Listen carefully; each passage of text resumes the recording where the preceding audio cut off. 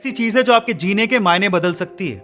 यही वो चीज है जिसकी वजह से लोग पत्थर की मूर्ति को भगवान समझ के पूजते हैं और उनकी मनोकामनाएं पूरी हो जाती हैं।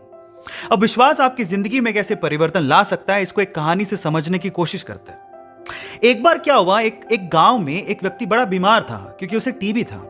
बीमारी ज्यादा बढ़ने की वजह से वो अपने गांव के ही वैद्य के घर पे पहुंचा।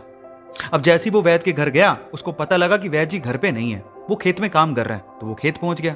अब खेत में जाके उसने वैद्य जी को सारी बात बताई कि उसे क्या बीमारी है, क्या प्रॉब्लम है। वैद्य जी ने सारी बीमारी जानने के बाद उसे दवाई लिख के देने की कोशिश करी, लेकिन खेत में ना पेपर था ना पेन।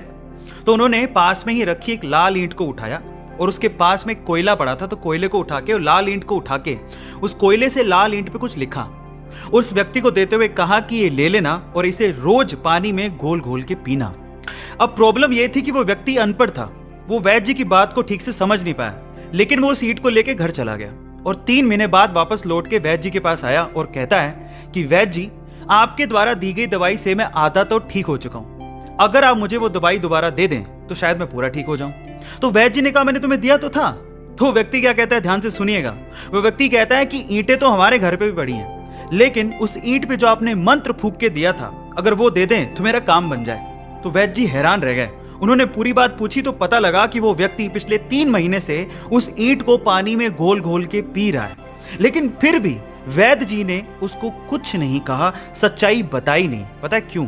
क्योंकि उसे उस इलाज में विश्वास था और वो ठीक हो रहा था। वैद्य जी ने फिर से ईंट ली और फिर से उस ईंट पे कोयले से दवाई लिख के उसे दे दी और वो बंदा पूरी तरह से ठीक हो गया।